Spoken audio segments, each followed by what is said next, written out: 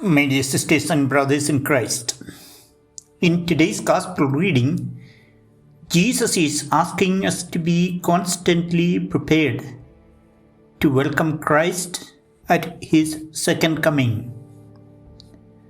The first Christian community went through severe persecution, so they lived in the constant expectation of Jesus' glorious return.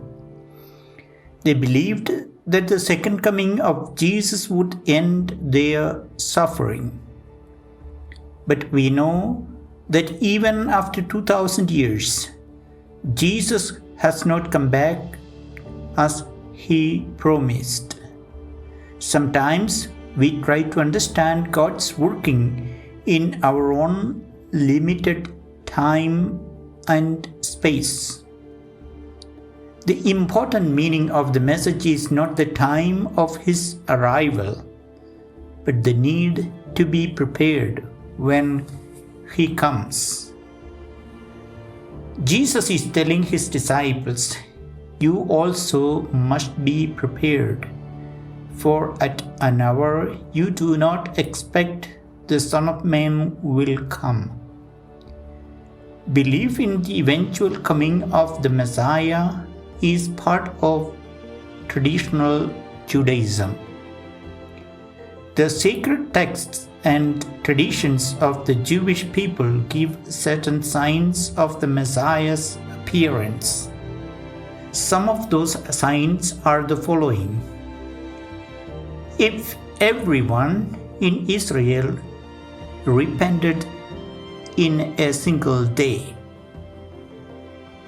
if the whole of Israel observed a single Sabbath properly, in a generation that is totally innocent or totally guilty, in a generation that loses all hope, in a generation where children are totally disrespectful towards their parents and elders. But Christians believe that the promised Messiah has come with the incarnation of Christ, and now we are waiting for His second coming. The purpose of Jesus' first coming, that is the incarnation, is the salvation of humanity.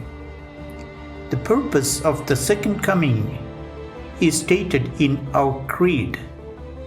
Christ will come again to judge the living and the dead. So, we can be sure of His return, but it is uncertain when that will happen. Today's Gospel reading says, "Blessed are those servants whom the Master finds vigilant on His arrival." Here, we are given the warning so that we should be ready when He comes.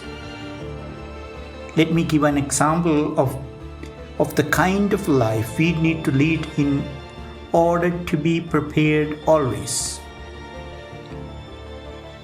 The river Jordan flows from Mount Hermon in Israel and is the source of fresh water for the Sea of Galilee. A lot of fish happily swim in it.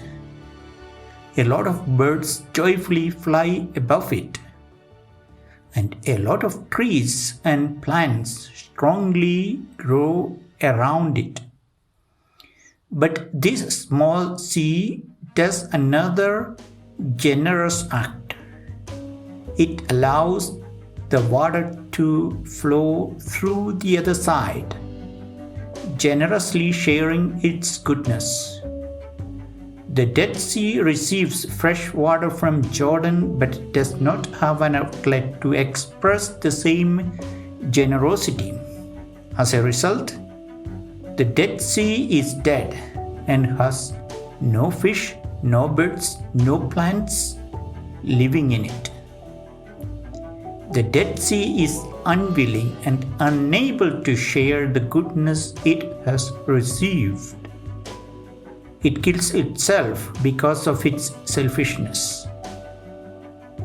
People feel sorry for the Dead Sea, but until and unless it can share what it receives, the sea will continue to die.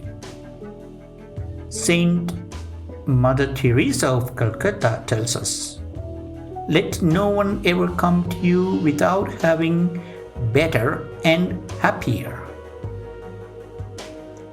Be the living expression of God's kindness. Kindness in your face, kindness in your eyes, kindness in your smile.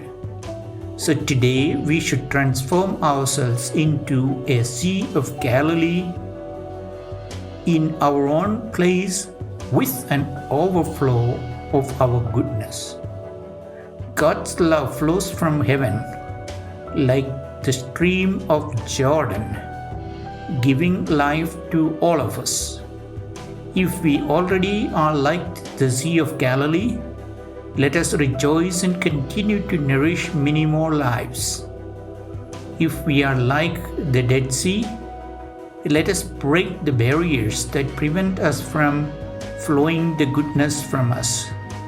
Thus we can be prepared always to receive Christ.